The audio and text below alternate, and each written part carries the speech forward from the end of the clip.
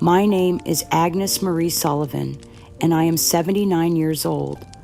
My past, once a silent burden carried with dignity, became a weapon in the hands of unimaginable cruelty. Decades ago, in a time of extreme poverty that few today could understand, I made the most heartbreaking choice a mother can make. I placed my infant adopted son, Thomas, with a wealthy family, believing it was his only hope for a better life. This decision haunted me every day for 40 years. I worked tirelessly to provide for my biological children, Daniel and Susan, always striving to protect them from the harsh realities of my past. Then Daniel introduced his new wife, Veronica, a woman who seemed devoted to our family understanding of our struggles. But Veronica was secretly Thomas, seeking revenge for what he believed was abandonment. She meticulously fabricated recollections, twisting my painful sacrifice into callous abandonment, inventing tales of neglect toward Daniel and Susan. My own children, swayed by her venomous lies, confronted me with cold accusations, severing all ties, leaving me utterly isolated and heartbroken. Yet in the crushing despair, a fierce resolve ignited within me. Decades ago, a compassionate social worker had documented the desperate truth of Thomas's adoption, and hidden away in my cedar chest, a private box held mementos of his brief time with me, a tiny blue blanket, a heartfelt letter penned on his first birthday, explaining my love and my agonizing choice.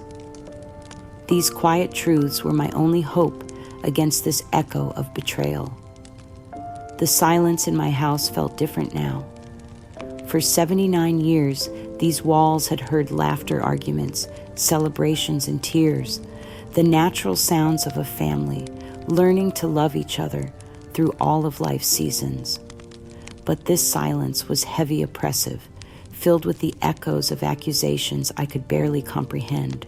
3 days had passed since Daniel and Susan had sat in my living room, their faces cold with a disappointment I had never seen before, speaking words that felt like knives to my heart.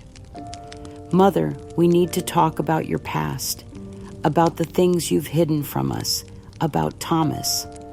I kept replaying that moment, trying to understand how everything had gone so wrong. How had my children, whom I had raised with every ounce of love and sacrifice I possessed, come to look at me as if I were a stranger, as if I were someone capable of the cruelty they now believed defined me? The answer came in the form of Veronica's daily visits. "Agnes, dear," she would say, appearing at my door with that concerned expression that never quite reached her eyes. "I thought I should check on you. Daniel and Susan are so worried about you, you know. They love you, but they're struggling to understand why you won't just acknowledge what happened." She would settle into Harold's old armchair, the one where my late husband used to read his evening paper, and speak in that soft, sympathetic voice that made every word feel like a gentle accusation. "I know this must be difficult," Veronica would continue, facing the truth about your past after so many years. "But denial isn't healthy, Agnes. It's not fair to Daniel and Susan, and it's not fair to yourself." During these visits, if Daniel or Susan stopped by, or if my neighbor Mrs. Chen came to check on me, Veronica would subtly weave her poison into every conversation. "Agnes has been having such a hard time lately," she would say with false concern. "I think the guilt about Thomas is finally catching up with her. She keeps insisting she did what was best for him, but you know how memory can be when we're trying to protect ourselves from painful truths." The most insidious part was how she made it sound like compassion, as if she were the understanding daughter-in-law trying to help a confused elderly woman face her past mistakes, as if she were protecting my children from my supposed denial and manipulation. "Daniel and Susan have such pure hearts," she would tell me when we were alone. They want to believe the best about you, Agnes. They want to think you were a loving mother who made a difficult choice. But I've helped them see that sometimes love means accepting hard truths about the people we care about. I found myself constantly on the defensive, trying to explain decisions I had made 40 years ago to children who seemed determined to believe the worst about me. Every attempt to share my memories, to explain the desperation and love that had driven my choice, was twisted into evidence of my selfishness. You see how she makes it all about her suffering, Veronica would whisper to Daniel when she thought I couldn't hear.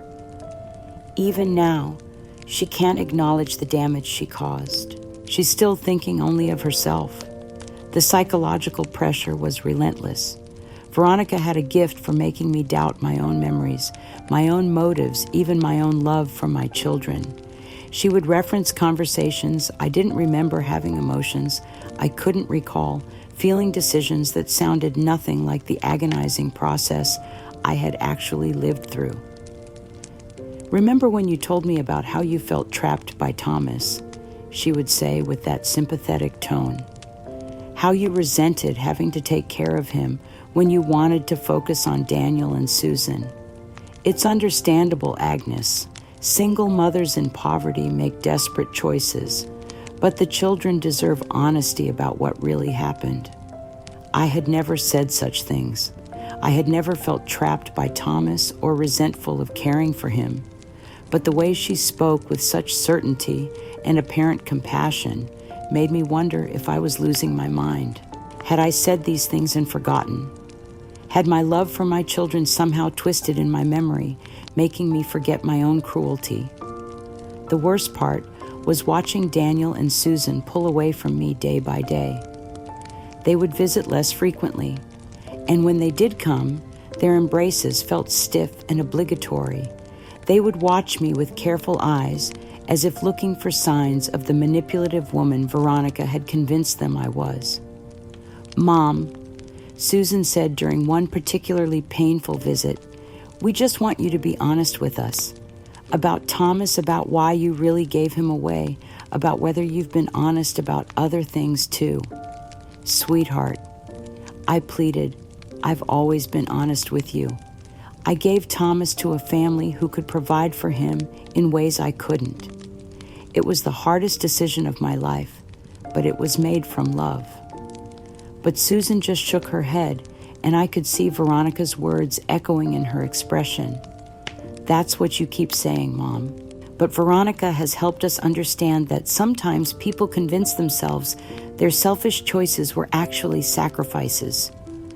Daniel nodded in agreement, his face closed off in a way that reminded me painfully of his father when Harold was disappointed. We need you to really think about this, Mom. We need you to consider that maybe your memory of events isn't the whole truth. As my children's trust eroded, Veronica's suggestions became more pointed. She convinced them that my denial was toxic to their emotional well-being, that my continued refusal to take responsibility for my past was actively harmful to their healing process. I think, she said, during one family gathering I wasn't invited to, but heard about later, that Agnes needs to understand there are consequences for her choices. Maybe if she sees how her denial is affecting all of us, she'll finally be motivated to face the truth. The suggestion that they should distance themselves for their own emotional protection came wrapped in the language of therapy and self-care. Veronica had somehow convinced my children that cutting their mother out of their lives was actually an act of healthy boundary setting.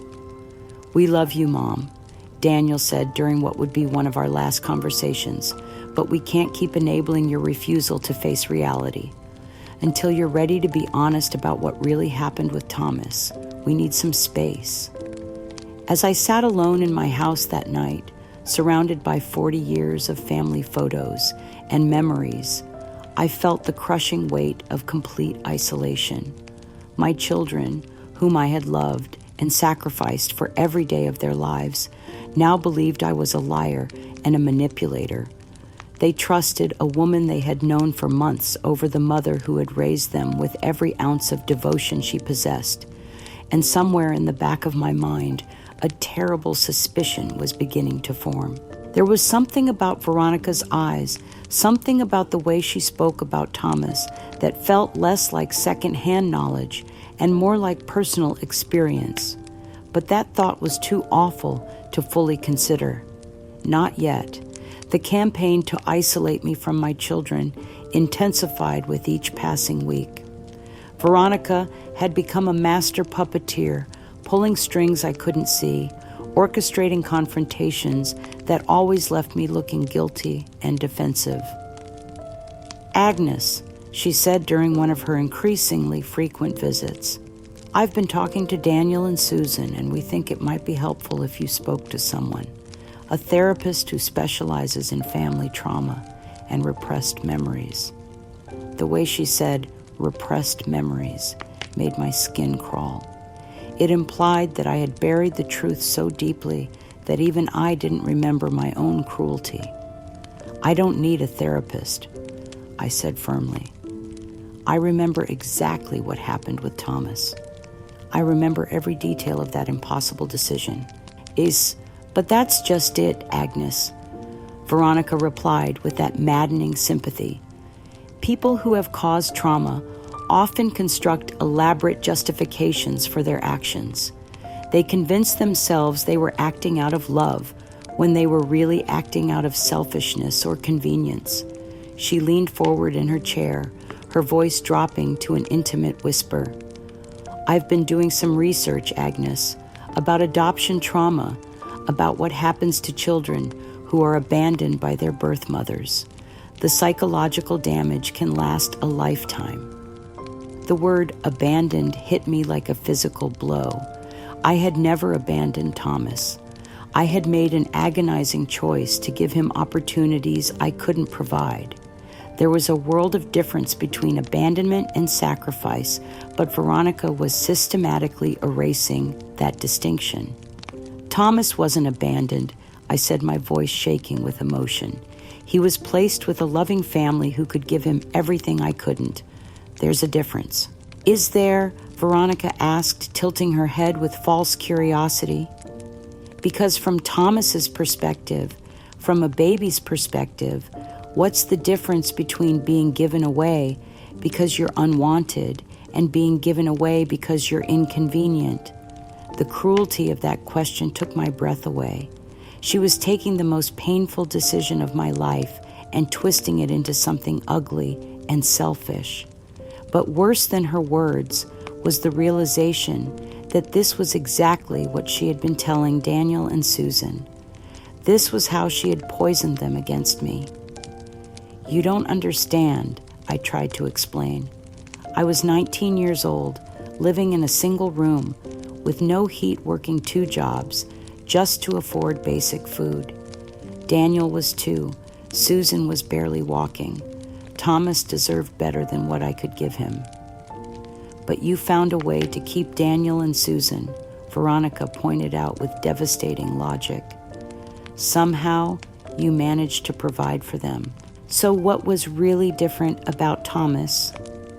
The question was designed to make me doubt myself, to make me wonder if there had been some unconscious preference, some hidden resentment that had motivated my choice.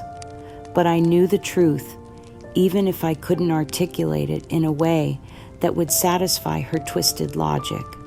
The truth was that Thomas had come to me through the adoption agency when I was already struggling to survive. His birth mother had specifically requested that he be placed with a family who could provide opportunities she couldn't give him. When his original placement fell through, I had cared for him for 3 months, while the agency found another suitable family. During those 3 months, I had loved him as my own. I had rocked him to sleep, sung him lullabies, celebrated his first smile. But I had also watched Daniel and Susan go to bed hungry some nights because there wasn't enough food for everyone. I had seen the worry in their young eyes when the electricity was turned off, when we had to burn candles for light and warmth. The Worthington family had offered Thomas something I never could: financial security, educational opportunities, a stable home with two parents who desperately wanted a child. They weren't just wealthy. They were kind, loving people who had been trying to have children for years. But explaining all of this to Veronica felt like defending myself against charges of murder. No matter how carefully I laid out the circumstances, no matter how clearly I explained my reasoning, she twisted every word into evidence of my selfishness. "So you're saying you gave Thomas away because he was inconvenient?" She summarized with that infuriating calm. "Because keeping him would have made your life with Daniel and Susan more difficult." "That's not what I said." I cried, my voice breaking with frustration. "I gave him a chance at a better life. I gave him parents who could love him and provide for him in ways I couldn't." "Agnes," Veronica said, with what sounded like genuine pity, "do you hear yourself? You're still making it about what you gave him, what you provided. You're not acknowledging what you took away, the trauma of separation, the abandonment, the lifelong questions about why his birth mother didn't want him enough to keep him." The conversation was becoming a nightmare I couldn't wake up from. Every word I spoke was turned against me. Every explanation was reframed as justification. Every expression of love was dismissed as manipulation. But it was in that moment of complete frustration that a terrifying clarity began to emerge. I started to really look at Veronica, to study her face as she spoke about Thomas's trauma and abandonment. There was something in her eyes when she talked about him, not the secondhand sympathy of someone who had heard his story, but the raw personal pain of someone who had lived it. "How do you know so much about Thomas's feelings?" I asked quietly, my voice barely above a whisper. For just a moment, Veronica's mask slipped. Her face hardened, and I saw something cold and calculating behind her sympathetic expression. Then just as quickly, the concerned daughter-in-law returned. "I've done my research, Agnes. I've read about adoption trauma, and Daniel has shared some things that Thomas told him when they reconnected." When they reconnected, the words hit me like ice water. "Daniel has been in contact with Thomas." "Of course," Veronica said, watching my face carefully. "Did you think you could keep them apart forever? Thomas has been looking for his biological family for years. He found Daniel through one of those DNA websites." The room began to spin around me. Daniel had found Thomas, or Thomas had found Daniel, and neither of them had told me. My son had been reunited with the child I had placed for adoption 40 years ago, and I had been deliberately excluded from that reunion. Why didn't Daniel tell me? I asked, my voice hollow with shock. "Because Thomas asked him not to," Veronica replied with cruel satisfaction. "He wanted to understand what kind of person you really were before he decided whether you deserved to be part of his life. And after hearing Daniel and Susan's stories about growing up with you, after learning about the patterns of manipulation and emotional control." She let the sentence hang in the air, but the implication was clear. Thomas had heard Veronica's twisted version of our family history and had decided I wasn't worth knowing. The betrayal was so complete, so devastating, that for a moment I couldn't breathe. My children had been meeting with Thomas, hearing his story, sharing their childhood memories. And Veronica had been there for all of it, carefully shaping the narrative, ensuring that every memory was filtered through her lens of my supposed cruelty. But even as my heart broke from this revelation, another piece of the puzzle fell into place. The way Veronica spoke about Thomas's feelings, the intimate knowledge of his pain, the personal investment in his story. It all pointed to a truth too terrible to fully accept. "Veronica," I said slowly, my voice steady, despite the earthquake happening inside my chest. "Exactly how did you and Daniel meet?" Again, that flicker of something dangerous behind her eyes. "We met through mutual friends." "Why does that matter?" "Because," I said, standing up from my chair and looking down at this woman who had systematically destroyed my family, "I'm beginning to think there's a lot more to this story than you've told my children." The silence that followed was charged with the electricity of approaching storm. Veronica and I stared at each other across the coffee table, where I had served countless family meals, where I had helped Daniel and Susan with homework, where I had dreamed of someday meeting my grandchildren. And in that silence, I began to understand that this wasn't just about Thomas's pain or my children's misguided loyalty. This was about revenge carefully planned and methodically executed. This was about a wound that had festered for 40 years, waiting for the perfect moment to strike back at the woman who had caused it. The question that terrified me was simple. How far was Veronica willing to go to make me pay for a decision I had made out of love? The final confrontation came on a Tuesday evening in November as the first snow of the season began to dust the windows of the home where I had raised my children. Daniel and Susan arrived together, their faces set with the grim determination of people who had made a difficult decision and were resolved to see it through. Veronica came with them, of course. She had positioned herself as their emotional support, their guide through the painful process of setting boundaries with their toxic mother. She sat slightly behind them on the sofa, her presence a constant reminder of the narrative she had so carefully constructed.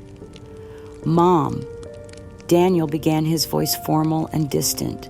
"We've been talking and we've made a decision."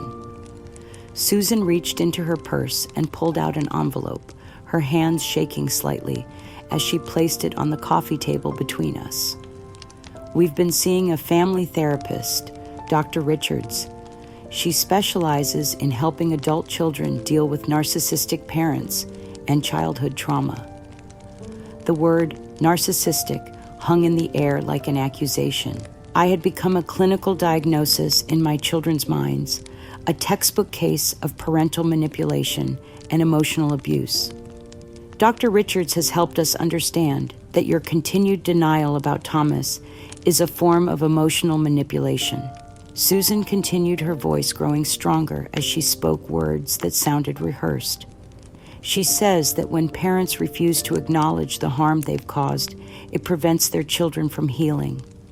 I looked at the envelope on the table, knowing it contained my official expulsion from the family I had spent my entire adult life loving and protecting. What does this therapist know about our family, about what we've been through together? "She knows enough," Daniel said firmly. "We've told her about the patterns of behavior, the way you always made yourself the victim, the way you manipulated situations to get sympathy and attention." Patterns of behavior. The words came out as a whisper. What patterns? When have I ever manipulated you? Veronica leaned forward slightly, her voice gentle but insistent. "Agnes, think about how you're responding right now. You're making this about your pain, your confusion, your feelings of being misunderstood. You're not acknowledging the impact your choices have had on Daniel and Susan." It was masterful the way she had trained them to see my genuine confusion and hurt as further evidence of my selfishness. Every natural response I had to their accusations was reframed as manipulation.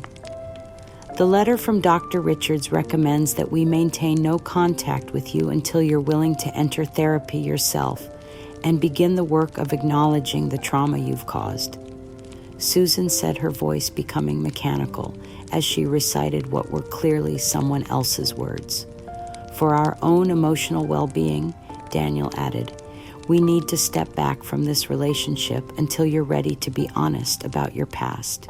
I looked at my children, these two beautiful souls I had raised from infancy, whose scraped knees I had bandaged, whose nightmares I had chased away, whose dreams I had supported with every resource I possessed, and I saw strangers.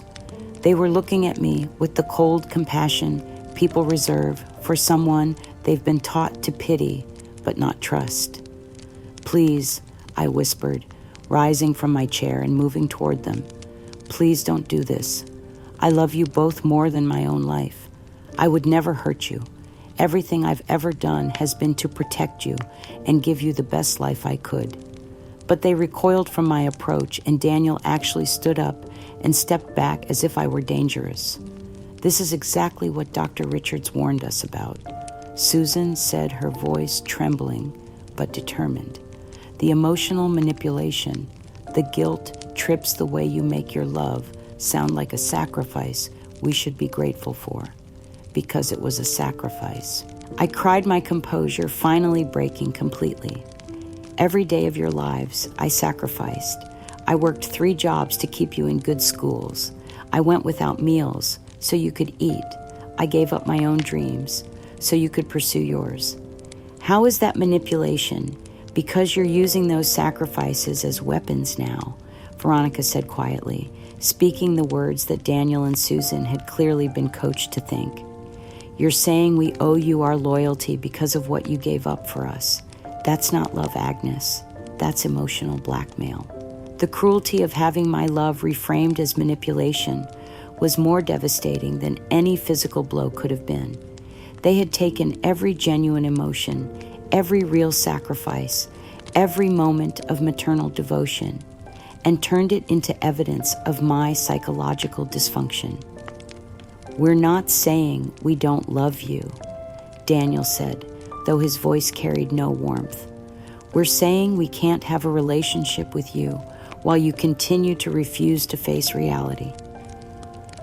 "What reality?" I screamed, my voice breaking with anguish.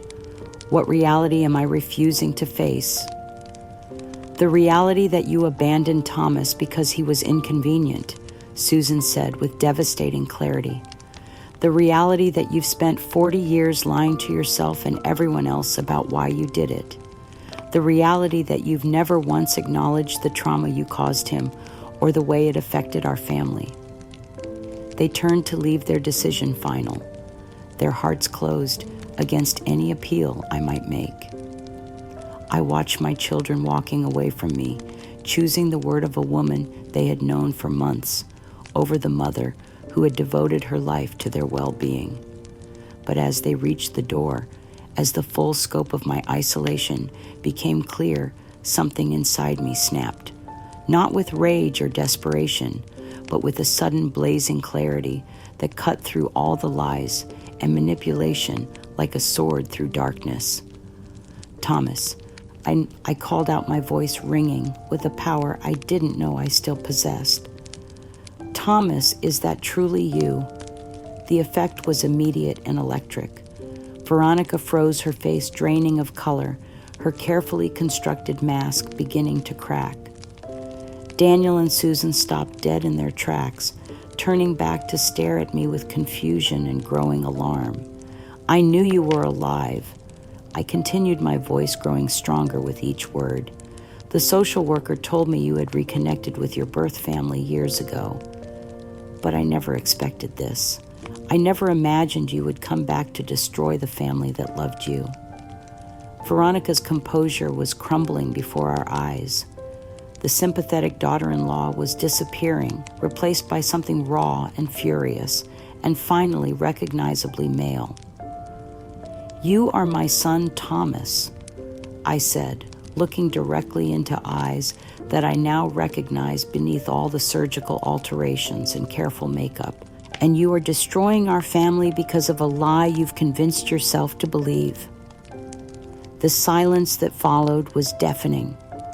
Daniel and Susan stood frozen in the doorway, their minds struggling to process what they were hearing. Veronica, Thomas, stared at me with a mixture of shock, rage, and something that might have been fear. "You think you can prove that?" Thomas said, his voice dropping to its natural register for the first time since I had met Veronica. "You think anyone would believe that story?" "I think," I said, with the calm certainty of someone who had finally found solid ground after months of quicksand, "that the truth has a way of revealing itself. And I think your brother and sister deserve to know exactly who they've been taking advice from about their supposedly toxic mother." The masks were finally coming off, and the real confrontation, the one that had been 40 years in the making, was about to begin. The silence that followed my revelation seemed to stretch across decades, bridging the gap between the heartbroken 19-year-old who had placed her baby for adoption and the 79-year-old woman who now faced that same child, transformed by bitterness into something unrecognizable. Thomas stood frozen, his carefully constructed feminine facade cracking like ice under pressure. The voice that emerged was no longer Veronica's gentle tone, but something rawer, angrier, distinctly masculine despite the physical transformation. "You think you're so clever," he snarled, his hands shaking with rage. "You think you can just, expose me, ruin everything I've worked for?"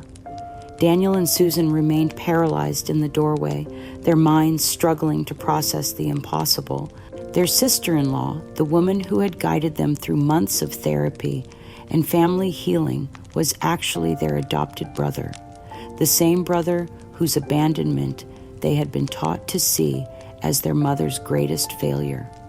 "Thomas," I said, my voice quiet but ringing with a conviction I hadn't felt in months. "You came here to destroy me, disguised as my son's wife. But the truth, like a river, always finds its way home." I took a step toward him, watching as 40 years of accumulated rage flickered across features that were still recognizably the baby I had once rocked to sleep. "You are my son, but you have chosen hatred over healing, and from this moment I will fight for the truth of my past and for the family you tried to poison against me." It was a declaration of war, spoken with the calm certainty of someone who had finally found solid ground after months of quicksand. I was no longer the confused, defensive woman who had been slowly isolated from her children. I was a mother who had rediscovered her strength, and I was ready to fight for my family's future. Thomas's reaction was immediate and volcanic. The careful composure that had served him so well as Veronica shattered completely, replaced by pure, undiluted fury. "Family!" he screamed, his voice cracking with emotion. "You want to talk about family? You threw me away like garbage. You kept your precious Daniel and Susan, but couldn't be bothered with the inconvenient adopted kid." Daniel finally found his voice, though it came out as barely a whisper.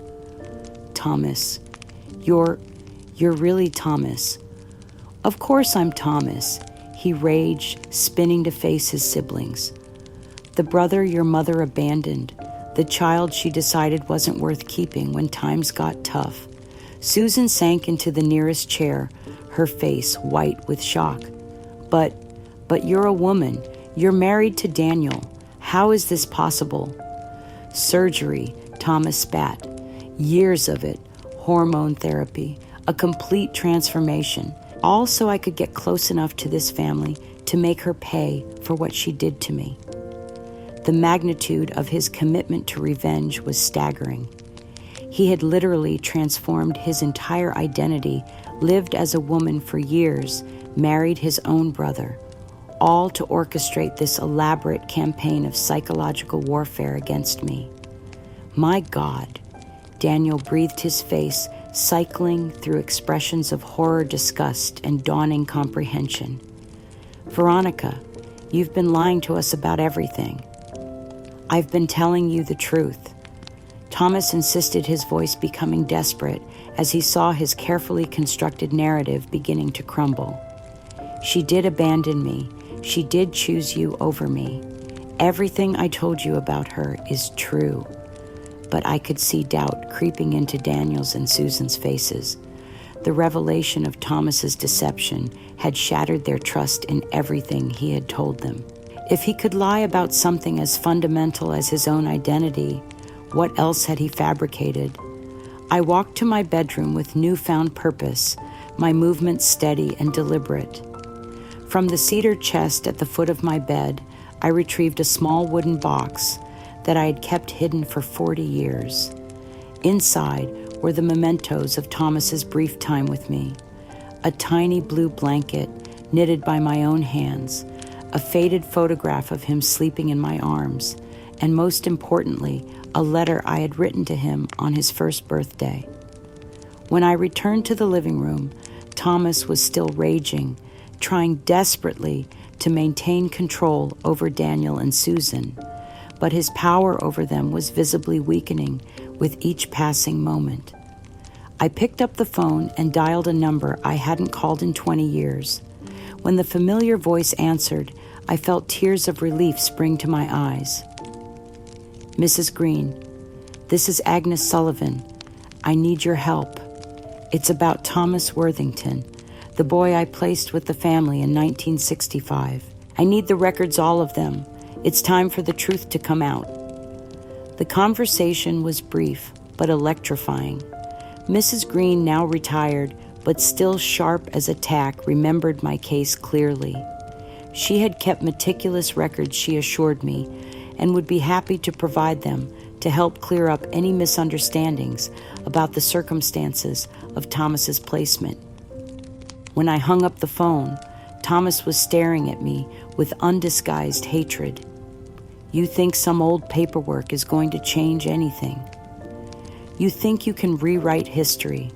I don't need to rewrite history, Thomas," I said calmly. "I just need to tell the truth, something you seem to have forgotten how to do." I called my second ally, Mr. Chen, an old family friend, who had handled Harold's estate and had remained a trusted advisor over the years.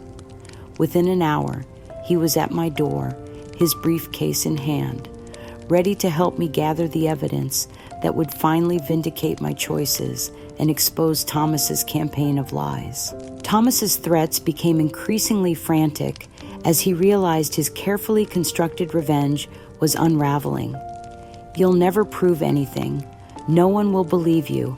I'll make sure Daniel and Susan know what kind of manipulative woman you really are." But his words rang hollow now. Daniel and Susan were looking at him with growing horror, finally seeing the calculating predator beneath the sympathetic facade. The spell he had cast over them was breaking, and we all knew it. "The past will no longer hold me captive," I whispered to myself as I watched Thomas storm toward the door, his plans in ruins. "The truth will set us all free." As the door slammed behind him, I felt something I hadn't experienced in months: hope. The battle was far from over, but for the first time since this nightmare began, I was no longer fighting alone. The next morning brought a clarity I hadn't felt in months. I woke with purpose coursing through my veins, no longer the confused, defensive woman who had spent weeks questioning her own memories and motives. I was Agnes Sullivan, a mother who had made difficult choices out of love, and I was ready to prove it. Mrs. Green arrived at 10 o'clock sharp, carrying a manila envelope thick with documentation. At 85, she moved carefully, but her mind was as sharp as it had been when she was the finest social worker in the county. "Agnes, dear," she said, settling into my kitchen chair with the same gentle authority she had possessed 40 years ago. "I remember your case like it was yesterday. One of the most heartbreaking situations I ever encountered, and one of the most selfless decisions I ever witnessed." She opened the envelope and spread the documents across my kitchen table, the same table where I had once sat with Thomas in my lap, feeding him bottles while Daniel and Susan played at my feet. "Look here," she said, pointing to her handwritten notes from 1965. "Single mother, age 19, caring for 3 children under the age of 3 in a one-room apartment with no heat, working 16 hours a day at 2 jobs just to afford basic necessities. When Thomas's original placement fell through, you volunteered to care for him temporarily, even though you were already struggling to feed your own children. The official record painted a picture of desperation that I had tried to forget. The nights when I went to bed hungry so the children could eat the times when we huddled together under blankets, because I couldn't afford to keep the heat on the constant fear that child services would take all 3 children away if they discovered how dire our situation truly was. And here, Mrs. Green continued, are the notes from my interview with the Worthington family. They weren't just wealthy Agnes. They were good people who had been trying to have children for 8 years. They promised Thomas would want for nothing: education opportunities, love, stability, everything you couldn't provide at that time. Mr. Chen arrived shortly after lunch, bringing with him the legal framework we would need to counter Thomas's lies. He was a small, precise man who had known our family for 20 years, and his face was grim as I explained the full scope of what Thomas had done. Identity fraud, emotional manipulation, possible marriage fraud if he used false documents, Mr. Chen said, making notes in his careful handwriting. Agnes, this young man has committed serious crimes in pursuit of his revenge. From my cedar chest, I retrieved the wooden box I had kept hidden for so long. With trembling hands, I showed them the tiny blue blanket I had knitted during the long nights when Thomas couldn't sleep, the faded photograph of him in my arms, and most precious of all, the letter I had written to him on his first birthday. I wrote this the night before he went to his new family. I explained, my voice thick with emotion. I wanted him to know someday that he was loved, that my choice came from love, not indifference. Mr. Chen read the letter silently, his eyes growing moist. Agnes, this is beautiful, and it's dated in your handwriting. It's perfect evidence of your state of mind at the time. We worked through the afternoon organizing documents, preparing statements, building an irrefutable case against Thomas's narrative of abandonment and neglect. But I knew the real test would come when I faced Daniel and Susan again, armed with the truth I should have shared with them from the beginning. That opportunity came sooner than expected. The community center was hosting its annual harvest fundraiser that evening, an event Daniel and Susan never missed. I arrived with Mr. Chen carrying a folder of documents and a heart full of determination. The moment we walked through the doors, I saw Thomas across the room. He was still dressed as Veronica, still maintaining his feminine facade, but there was something desperate about his posture now.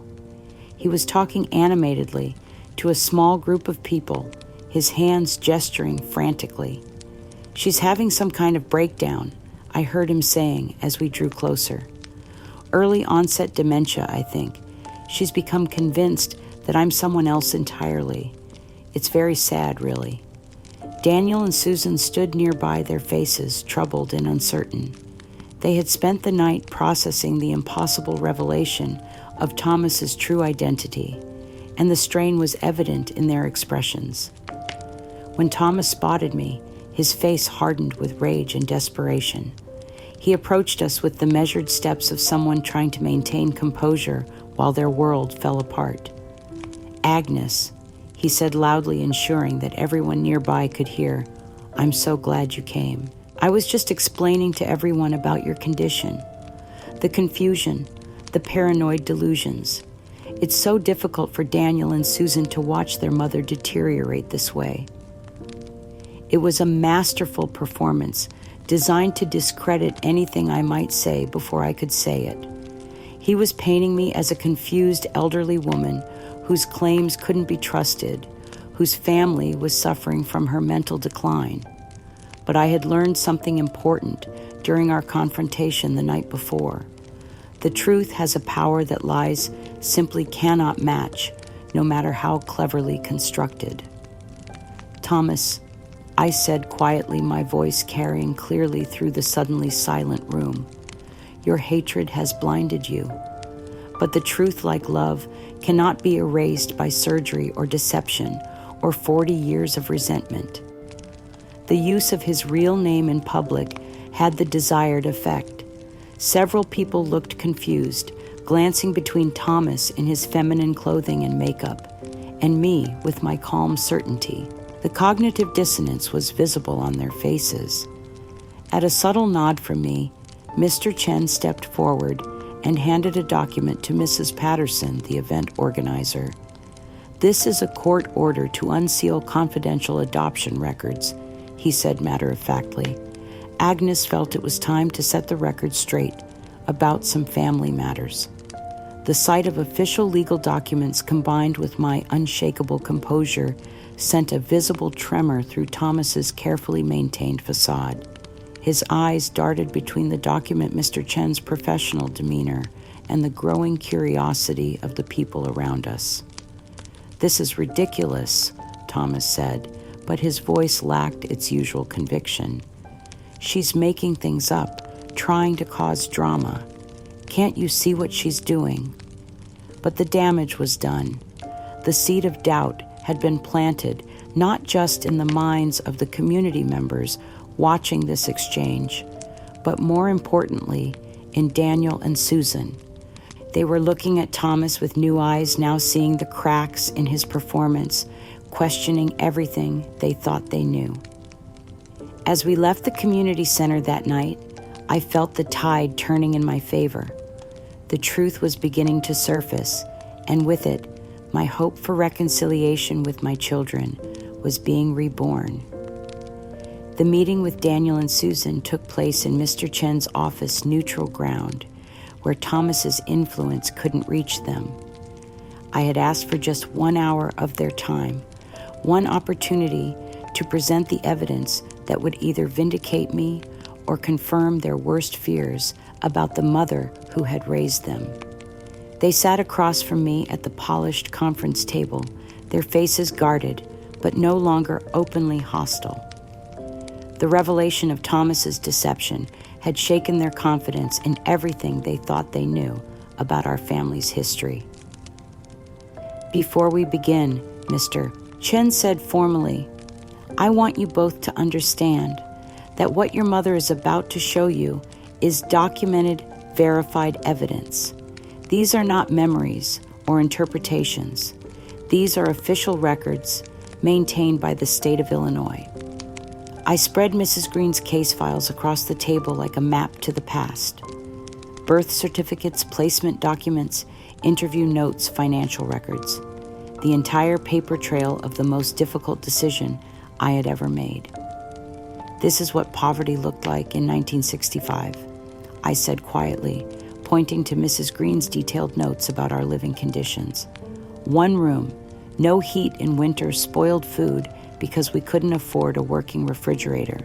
I was working 16 hours a day and still couldn't provide basic necessities for 3 children. Susan picked up one of the documents, her eyes scanning the social worker's careful handwriting. It says here, you were hospitalized for malnutrition twice that year. She said, her voice barely above a whisper. I gave my food to you children, I replied simply. It seemed like the right choice at the time. Daniel was reading Mrs. Green's notes about the Worthington family, their 8-year struggle with infertility, their financial stability, their desperate desire to provide a loving home for a child who needed one. They offered him everything I couldn't. I continued, my voice growing stronger with each word. Not just money, but stability, opportunity, 2 parents who could be there for him. I was drowning, barely keeping my head above water, and Thomas deserved better than what I could give him. But the real proof came when I opened my wooden box and pulled out the letter I had written to Thomas on his first birthday. With shaking hands, I unfolded the yellowed paper and began to read aloud, My dearest Thomas, today you turn 1 year old, and tomorrow you will go to your new family. I want you to know that this choice is breaking my heart, but it comes from love, not indifference. You deserve parents who can give you everything: music lessons in college and a future bright with possibilities. I will love you every day of my life, and I pray that someday you will understand that letting you go was the hardest and most loving thing I have ever done. The silence that followed was profound. Susan was crying openly, her hands pressed to her mouth. Daniel's face was a mask of pain and growing comprehension. She showed us medical records, Susan whispered. Veronica, Thomas, whatever his name is, records that supposedly showed you were abusing drugs, neglecting us as children. But these documents are fabricated, Mr. Chen interjected. We've had them examined by experts, completely falsified. The transformation in my children's faces was heartbreaking to witness. The gradual realization of how thoroughly they had been manipulated, how their love for their mother had been weaponized against them, how they had been turned into instruments of Thomas's revenge. "Oh my God," Daniel said, his voice breaking. "Mom, what have we done? How could we have believed those lies?" "Because they were told by someone who understood exactly how to manipulate your love for me," I replied, reaching across the table to take his hand. "Thomas knew that the one thing that would hurt me most was losing you too. So he found a way to turn you against me using your own compassion and desire to protect him." The immediate consequences for Thomas were swift and devastating. Daniel called him from Mr. Chen's office, his voice cold with righteous fury. "We know who you are," Daniel said into the phone. "We know what you've done, and we never want to see you again." Susan took the phone next, her voice shaking with emotion. "You made us hurt our mother. You used our love for you to destroy our family. How could you do something so cruel?" Within hours, Thomas's carefully constructed world began to collapse. Daniel and Susan spread the word through their social networks, warning friends and family about the elaborate deception. His feminine identity was exposed as a fraud, his marriage to Daniel revealed as a sham built on lies and manipulation. Mr. Chen wasted no time in filing the necessary legal papers. Identity theft, fraud, emotional distress, defamation, he listed as he prepared the documents. We're also seeking a restraining order to prevent any further contact with Agnes or her family. But the most important victory wasn't legal. It was personal. As we left Mr. Chen's office that evening, Daniel and Susan walked on either side of me, their arms linked through mine. For the first time in months, I felt like a mother again, surrounded by children who understood my love and recognized my sacrifices. "Can you ever forgive us?" Susan asked as we reached my car. "There's nothing to forgive," I replied, pulling both of them into an embrace. "You were protecting someone you thought needed protection. That's exactly what I raised you to do." The battle with Thomas wasn't over. He would continue to fight the legal proceedings, continue to spread his lies wherever anyone would listen. But the war for my family's heart had been won. The truth had set us free, just as I had always believed it would. 3 weeks after the legal proceedings began, after Thomas's restraining order had been served and his world had crumbled around him, my phone rang at 9 o'clock on a Tuesday evening. I recognized the number. He was calling from a payphone somewhere, probably desperate to avoid having his location traced.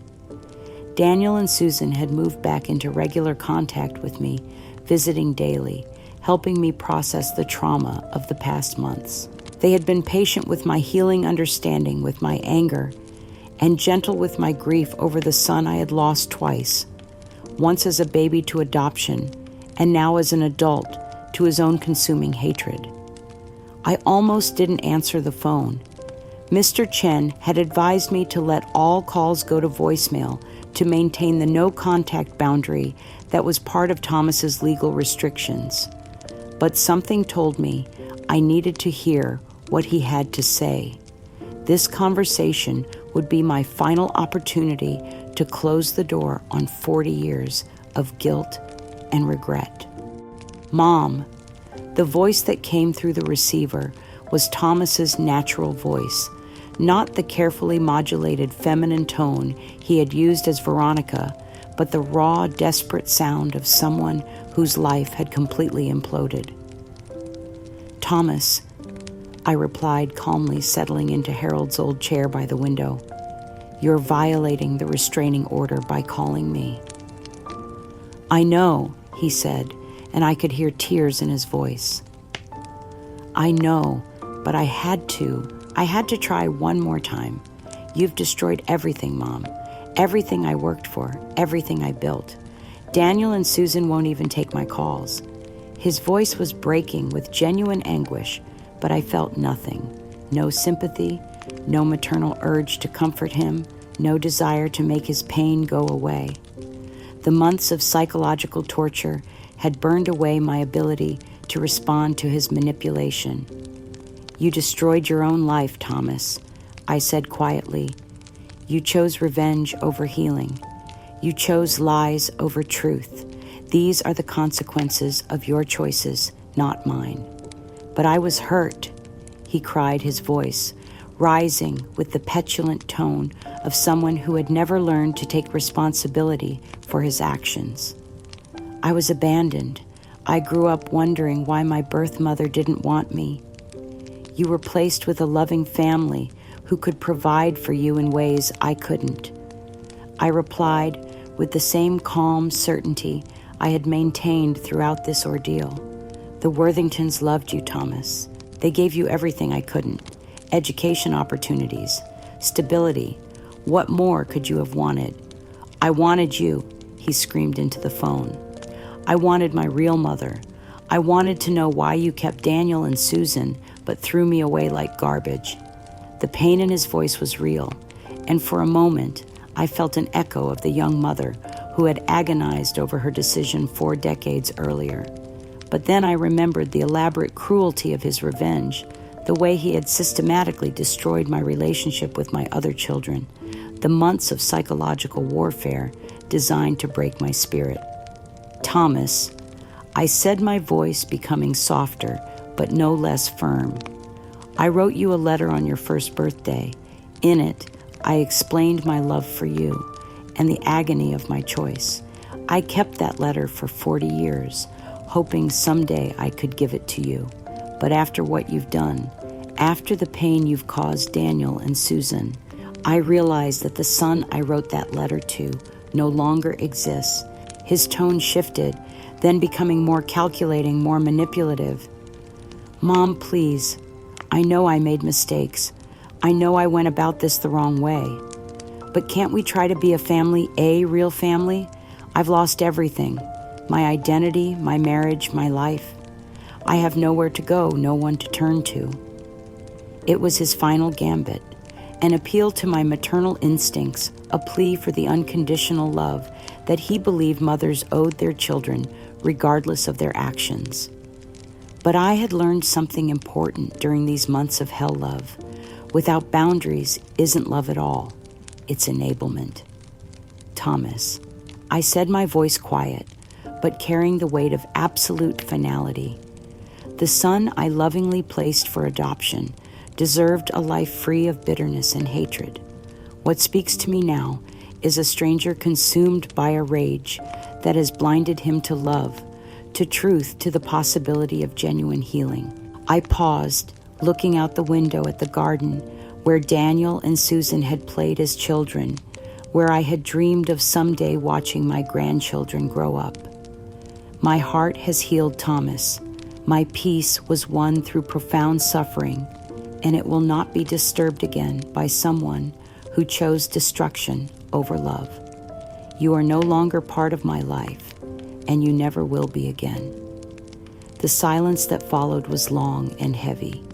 When Thomas finally spoke, his voice carried a cold fury that reminded me exactly why Daniel and Susan had been so easily manipulated by him. "You'll regret this," he said with chilling certainty. "When you're old and alone, when Daniel and Susan have families of their own and forget about you, you'll remember that you had a son who wanted to come home and you turned him away. Goodbye, Thomas," I said gently and hung up the phone. Within minutes, I had called Mr. Chen and reported the violation of the restraining order. Thomas would face additional legal consequences for his continued harassment, but more importantly, I had taken back control of my own story. I changed my phone number the next day and had it unlisted. The locks on my doors were changed and a security system was installed. Every possible avenue for Thomas to contact me was sealed off, creating a protective barrier around the life I was rebuilding with Daniel and Susan. As I sat in my garden the following evening, watching the sunset paint the sky in shades of gold and pink, I felt something I hadn't experienced in 40 years, complete peace with my choice. I had done what was best for Thomas when he was a baby, and I had done what was necessary to protect my family from the man he had become. The truth had set us all free, just as I had always believed it would. And for the first time since this nightmare began, I was finally truly home. 2 years had passed since the final phone call with Thomas. 2 years of healing, rebuilding, and rediscovering what family truly meant. Daniel and Susan had become not just my children again, but my closest friends and strongest supporters. Together, we had created something beautiful from the ashes of Thomas's betrayal, a relationship built on truth, forgiveness, and a deeper understanding of what love really requires. The Riverside Community Center was decorated with autumn flowers and filled with warm, familiar faces as I prepared to receive the Community Service Award for my work with adoption support groups. After my story became public, I had been approached by countless families dealing with the complexities of adoption reunion and the sometimes painful truths that emerged when adult children sought their birth families. Daniel sat in the front row, his arm around Susan, both of them beaming with pride. Mr. Chen was there, along with Mrs. Green, who at 87 still volunteered with the county's Family Services Department. These were the people who had stood by me when the truth seemed impossible to prove, who had helped me reclaim my story from Thomas's web of lies. As I stood to accept the award, I felt Emily's presence with me, not the twisted version Thomas had created, but the real memory of the tiny baby I had loved enough to give the best life possible. My decision had been vindicated not just by documents and legal proceedings, but by time itself, which had revealed the true character of everyone involved. That's when I saw him. Thomas stood near the back of the room, and I almost didn't recognize him at first.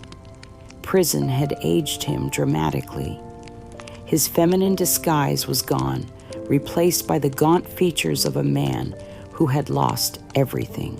He was flanked by two people I didn't recognize, a middle-aged woman with kind but misguided eyes, and an elderly man who wore the expression of someone who had been fed a carefully crafted sob story. The sight of him in this sacred space, where survivors gathered to heal and support one another, felt like a violation. But I had learned something important during these years of recovery. Predators never truly stop hunting. They simply wait for moments of vulnerability, hoping their victims have grown complacent. As I reached the podium and began to thank the organization for the honor, Thomas's voice suddenly cut through the respectful silence like a blade through silk. "This is all a lie," he shouted, his voice carrying the desperate edge of someone with nothing left to lose. "That woman destroyed her own son. She's a manipulative monster who fabricated evidence to make herself look like a hero. The room fell into shocked silence. I could see confusion rippling through the audience. Who was this man? Why was he disrupting a ceremony honoring adoption advocacy? Thomas stepped forward, his voice gaining strength as he fed off the attention. "I'm Thomas Worthington," he announced using his adoptive name with deliberate emphasis. "This woman gave birth to me and threw me away like garbage.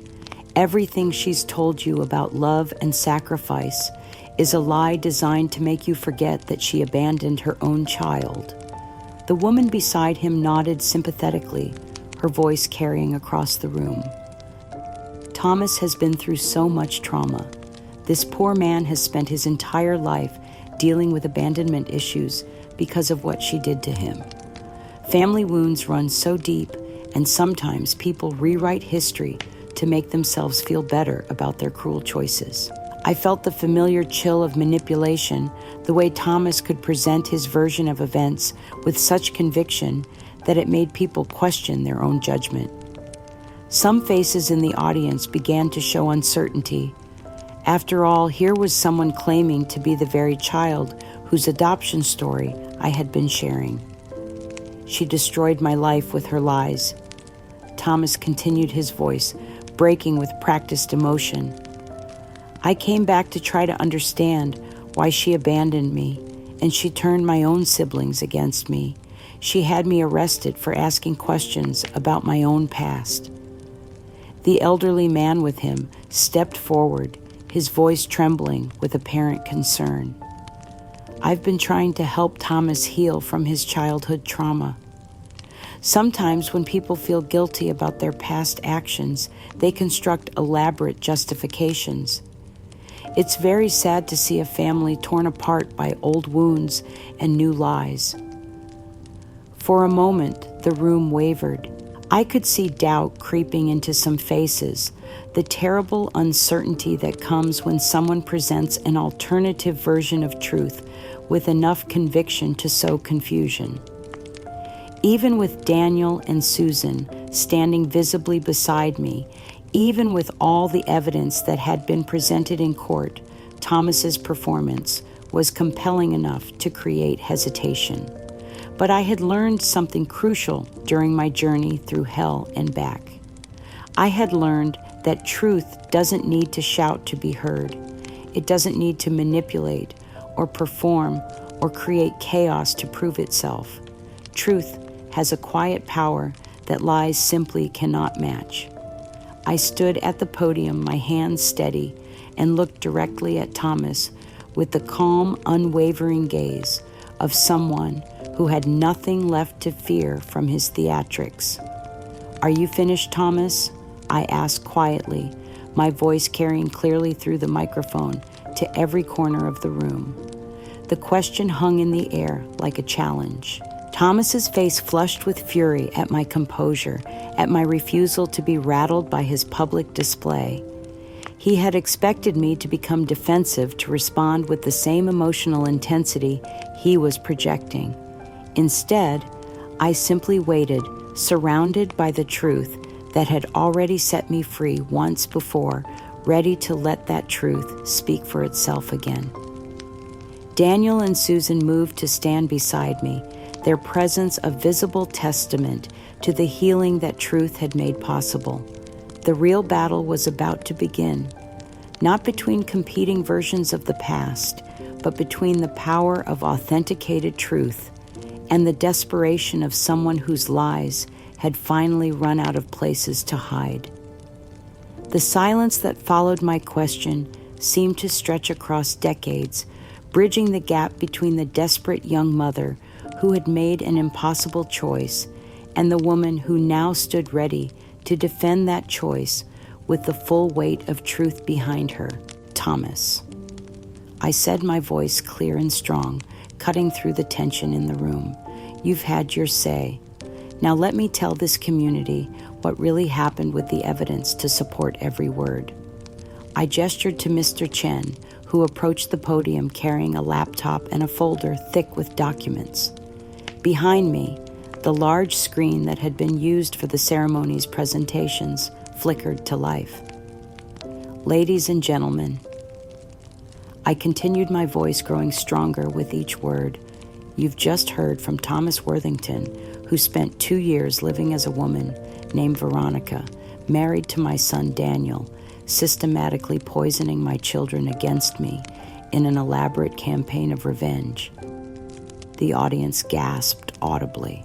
Several people looked between Thomas and Daniel with dawning horror as the full scope of the deception became clear. Thomas was convicted of identity theft, fraud, and emotional manipulation.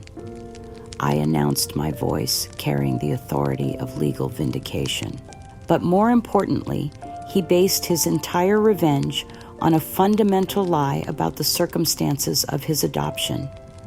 The screen behind me displayed the first page of Mrs. Green's case notes, official documents with state seals and signatures that couldn't be fabricated or disputed.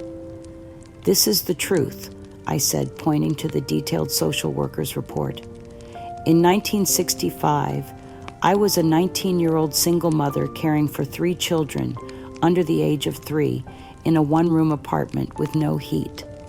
These notes document that I was hospitalized twice for malnutrition because I gave my food to my children.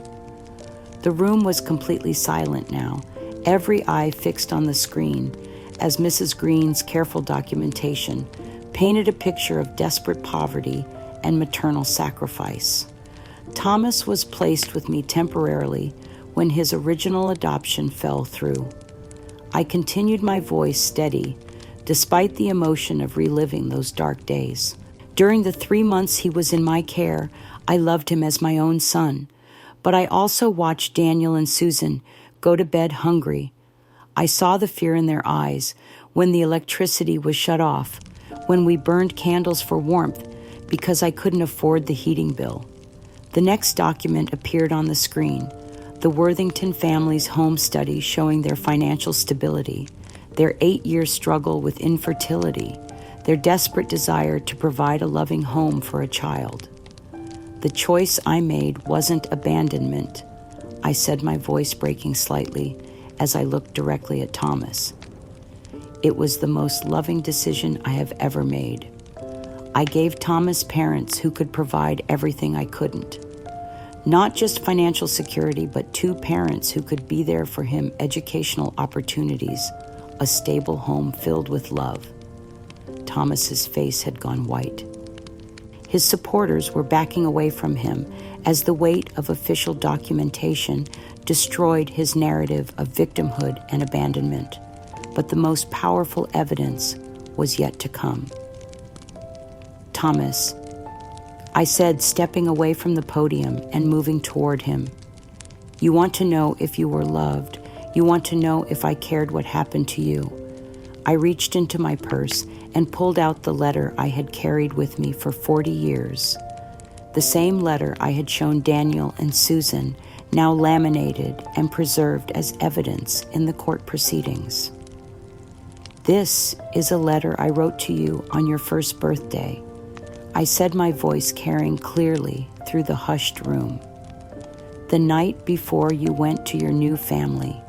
Let me read you what a supposedly heartless, abandoning mother wrote to the child she was giving away. My voice grew strong and clear as I read. My dearest Thomas, today you turn 1 year old, and tomorrow you will go to your new family. I want you to know that this choice is breaking my heart, but it comes from love, not indifference. You deserve parents who can give you everything, music lessons and college and a future bright with possibilities. I will love you every day of my life, and I pray that someday you will understand that letting you go was the hardest and most loving thing I have ever done. The silence that followed was profound. Several people in the audience were crying openly. Thomas stood frozen, his face cycling through expressions of shock, rage, and something that might have been recognition of a truth he had spent decades denying. Thomas, I said, facing him directly, Your hatred blinded you to the truth of your own story. You sought revenge for a past you never tried to understand. The evidence now laid bare proves that you were loved, not abandoned. Your cruelty has led only to your own ruin. Daniel and Susan stepped forward, flanking me with their visible support. Daniel's voice was steady as he addressed the room. "This man destroyed our family with lies," he said clearly. "He lived as our sister-in-law for 2 years, manipulating us into believing our mother was a monster. He used our love for him as a weapon against the woman who raised us with nothing but devotion and sacrifice." Susan's voice was thick with emotion as she added, "Our mother gave Thomas the best life she could. She kept us when she could barely afford to feed us, and she placed him with a family who could give him everything. That wasn't abandonment, that was love." The transformation in the room was immediate and complete. What had begun as confusion and doubt became a wave of outrage and disgust directed entirely at Thomas. The murmurs turned to angry voices, calling him despicable, manipulative, a predator who had weaponized adoption trauma for personal revenge. His 2 supporters stared in horror, then turned and walked rapidly toward the exit, clearly wanting no further association with someone who had used their sympathy as a tool for continued harassment. Detective Chen, who had been quietly observing from the back of the room, stepped forward. "Thomas Worthington," she said clearly, "you're under arrest for violating the terms of your restraining order and for continued harassment of Agnes Sullivan." As the handcuffs clicked into place, Thomas's facade finally cracked completely. "You destroyed me," he screamed, his voice breaking with rage and desperation. "I had nothing, I was nothing, and you made sure I stayed that way." "No, Thomas," I said quietly, my voice carrying clearly through the room. "You destroyed yourself. I gave you life, love, and opportunity. What you did with those gifts was your choice, not mine." As he was led from the building, his final desperate protests echoing off the walls, the room erupted in supportive applause, not for his removal, but for the demonstration they had just witnessed of how truth and courage could triumph over even the most sophisticated manipulation. I returned to the podium to complete the ceremony, but the real victory wasn't the award I received. It was the sight of Daniel and Susan standing beside me, proud of their mother and united in the truth that had finally permanently set us all free. 5 years passed in blessed peace. 5 years of rebuilt relationships, meaningful work with adoption support groups, and the quiet contentment that comes from living in complete alignment with truth. My home had become a sanctuary again, filled with the laughter of Daniel's and Susan's children. Grandchildren who would grow up knowing their grandmother's real story, not the twisted version Thomas had tried to create. I had published a book about my experience, which became a resource for families dealing with adoption reunion challenges. Speaking engagements kept me busy sharing my story with social workers, adoptive families, and adult adoptees who were navigating their own complex journeys toward understanding and healing. The garden that Harold had planted decades ago was in full bloom that September afternoon when I heard the hesitant knock on my front door. I wasn't expecting visitors. Daniel and Susan both called before coming over, and my friends knew I spent quiet afternoons reading on the porch. Through the peephole, I saw a figure that was almost unrecognizable. Thomas stood on my porch, but he was a shadow of even the broken man I had last seen being led away in handcuffs. Prison had carved years from his face, leaving him gaunt and hollow-eyed. His clothes were clean but threadbare, and his posture spoke of complete defeat. For a moment, I simply stood there studying this broken man through the small circle of glass. 5 years ago, the sight of him would have filled me with fear or anger. Now I felt nothing but a cool, detached curiosity about what could have brought him back to my door. I opened the door, but remained in the threshold, my hand resting on the frame. He looked up at me with eyes that seemed much older than his years, and for a moment, I caught a glimpse of the lost child he had once been. "Mom," he said, his voice barely above a whisper. "Thank you for not calling the police right away." "What do you want, Thomas?" I asked calmly, my voice neither welcoming nor hostile, simply neutral, as if he were a stranger asking for directions. And then the performance began, though it was a much more desperate version than his previous attempts at manipulation. He dropped to his knees on my front porch, tears streaming down his face in what appeared to be genuine anguish.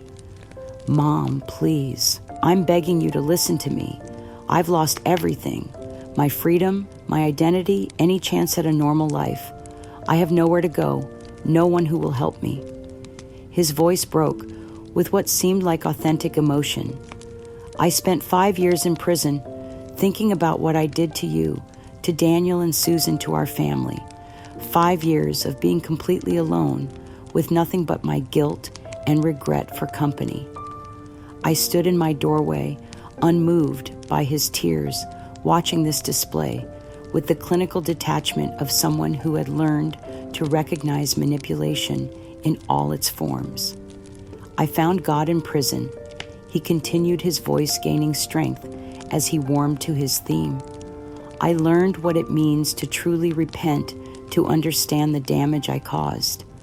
I know I can never undo what I did, but I've changed, Mom. I've learned what it means to be powerless, to be truly alone." He gestured to his worn clothes, his hollow cheeks. "Look at me. I'm broken. I'm humbled. I have nothing left but the hope that somewhere in your heart you might find it possible to forgive me, to give me one last chance to be the son you deserve." It was a more subdued performance than his previous attempts, lacking the calculating confidence of his earlier manipulations. But the core remained the same, an appeal to my maternal instincts, a plea for mercy based on his suffering rather than any real accountability for his actions. "I'm not asking for much," he said, his voice dropping to a whisper. "Just a chance to prove I've changed. Maybe just a warm meal, a place to stay for a night while I figure out what to do next. I know it's a lot to ask, but Mom, I literally have nowhere else to turn." When he finally fell silent, still kneeling on my porch, still weeping what appeared to be tears of genuine remorse, I looked down at him with the same calm expression I had worn throughout his entire performance. "Are you finished?" I asked quietly. The question seemed to catch him off guard, just as it had 5 years earlier. He had clearly expected either immediate rejection or some sign that his emotional display was having its intended effect. "Thomas," I said, my voice steady and clear, "I want you to understand something very important. The child I lovingly placed for adoption 40 years ago deserved a life free of bitterness and hatred. What kneels before me now is not that child seeking redemption. It's simply the consequence of choices you made as an adult." I paused, letting the words sink in, watching his face as the reality of my complete immunity to his manipulation became clear. "You speak of change and repentance, but your presence here proves you've learned nothing. A truly repentant person would leave his victims in peace, would find his own path forward without expecting those he harmed to provide comfort or assistance." His tears stopped flowing as quickly as they had begun, replaced by something harder, more familiar, the cold calculation of a predator whose prey had proven unexpectedly resilient. "My home is a sanctuary now, Thomas." I continued, my voice never wavering. "It's a place where truth lives, where Daniel and Susan bring their children to hear stories of love and sacrifice, where I have built a life of genuine peace and purpose. I stepped back and began to close the door, but paused for one final observation. I feel no anger towards you anymore, Thomas. No hatred, no desire for revenge. I feel nothing at all when I look at you. And that emptiness where you once caused such pain is perhaps my greatest victory.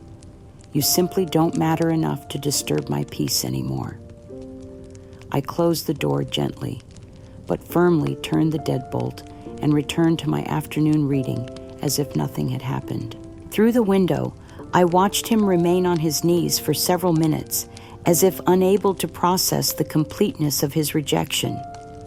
Finally, he stood slowly, looked once more at the door that would never open for him again, and walked away down the street where Daniel and Susan had once ridden their bicycles, disappearing forever from the life I had rebuilt from the ashes of his betrayal. Within minutes, I had called the police to report the violation of his permanent restraining order. But more importantly, I had demonstrated to myself that the healing was complete.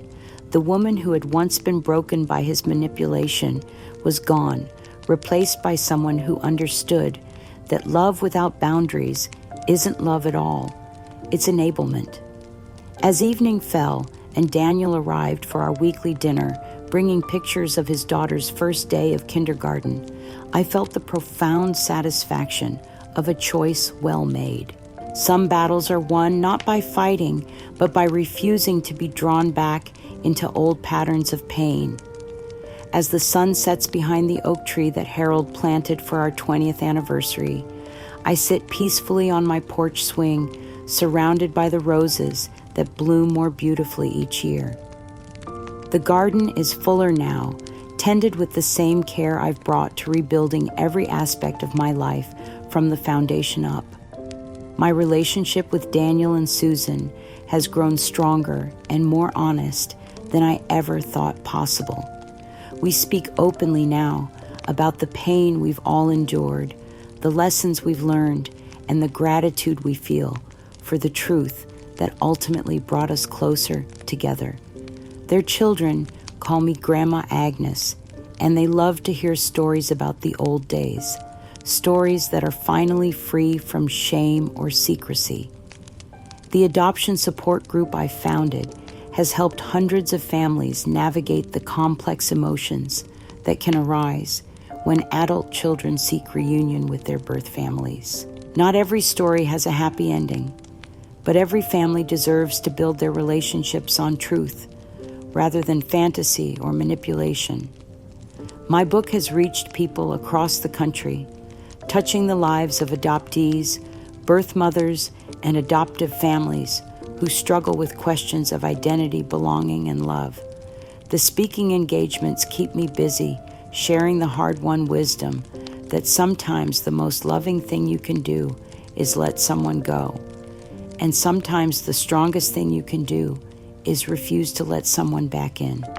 I have learned that the echoes of the past can haunt us for decades, and that the deepest wounds often come from those we love most. But I have also learned that truth bravely faced and honestly shared can shatter any lie, no matter how carefully constructed or convincingly presented. Forgiveness, I've discovered, is complex. It doesn't always mean reconciliation. Sometimes forgiveness means releasing your own anger while still protecting your peace. Sometimes love means setting boundaries that preserve what is healthy while refusing to enable what is destructive.